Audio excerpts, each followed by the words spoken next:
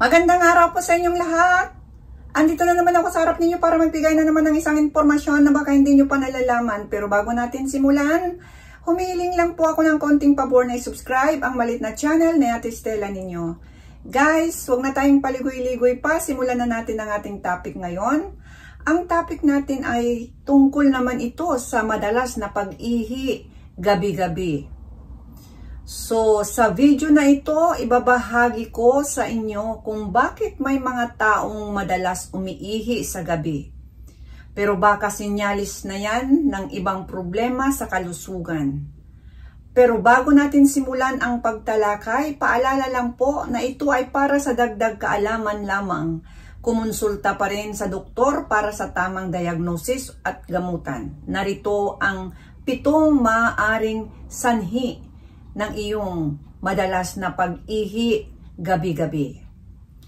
Number 1, diabetes mellitus o diabetes insipidus. Ang mataas na blood sugar ay nagpaparami ng ihi. Kung may kasamang labis na uhaw at pagkapagod, magpatingin agad sa isang doktor.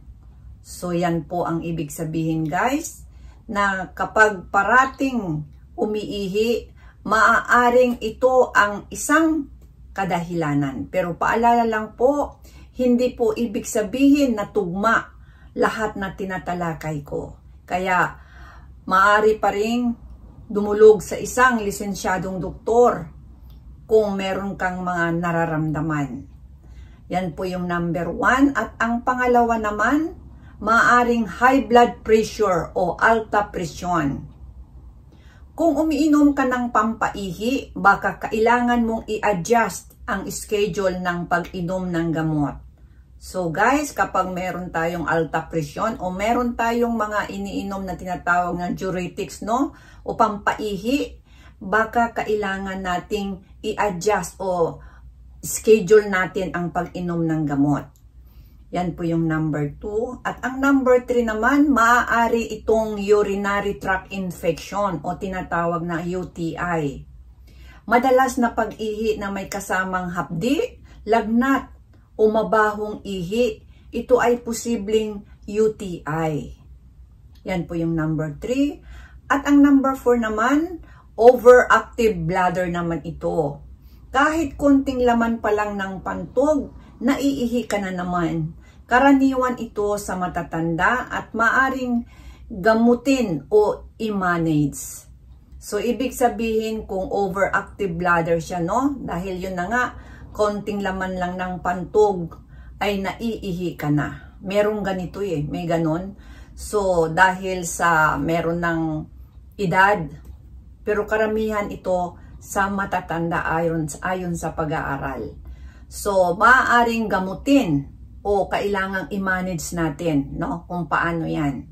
So, yan po yung number 3, urinary overactive bladder na tinatawag.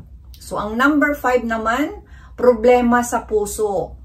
Ang likido na naiipon sa paa sa araw ay umaakyat sa gabi habang nakahiga.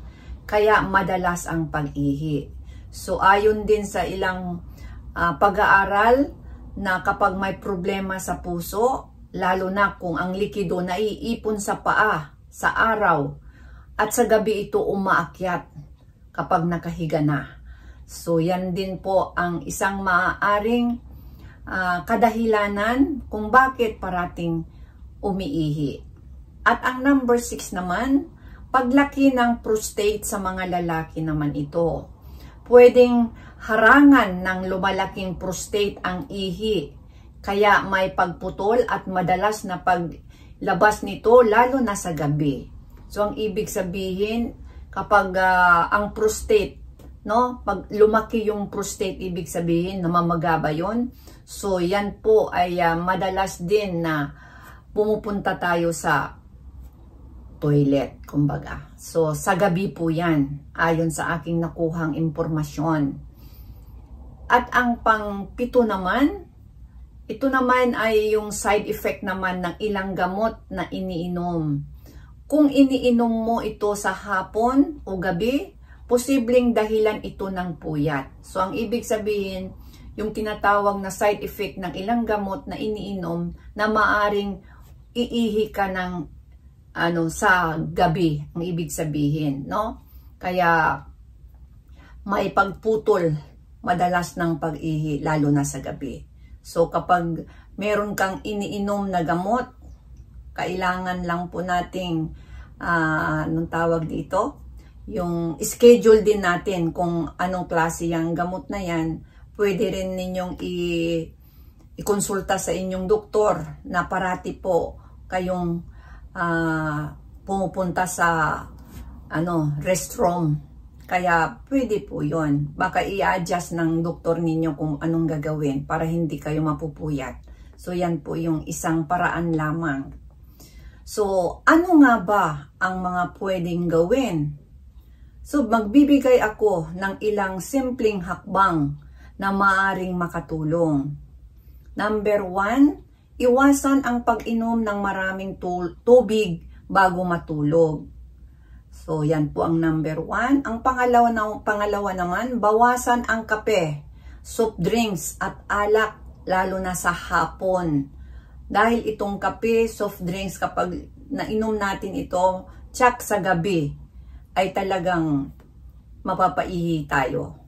So, subuko na yan na kapag parati akong nainom ng kape sa gabi, aywan ko ba kung ilang beses akong nagigising.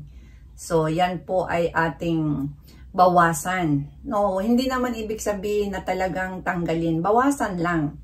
At ang number 3 naman, iangat ang mga paa habang nagpapahinga sa hapon kung namamaga ito. So, kung namamaga ang iyong mga paa, kasi merong mga taong may karamdaman na mamaga, so iangat po ang mga paa habang nagpapahinga sa hapon. So, yan po yung number 3. At ang number 4 naman, gumamit ng alarm clock para sa scheduled na pag-ihi kung may overactive bladder naman ito. So, ibig sabihin, maglagay kayo ng alarm clock kung anong gusto nyong oras para pumunta sa CR, So, pwede po yan.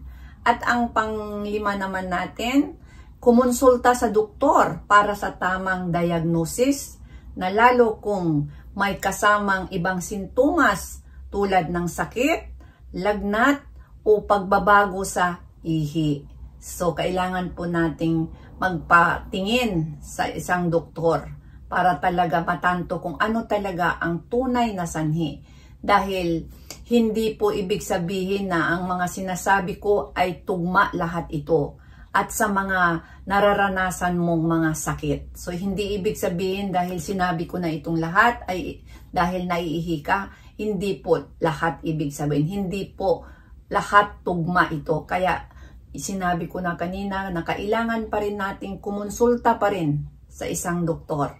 No? Isang kaalaman lang po ang aking ibinibigay sa inyo. Maraming salamat. Hanggang sa muli ang inyong lingkod, si Ate Estela ninyo. Bye-bye!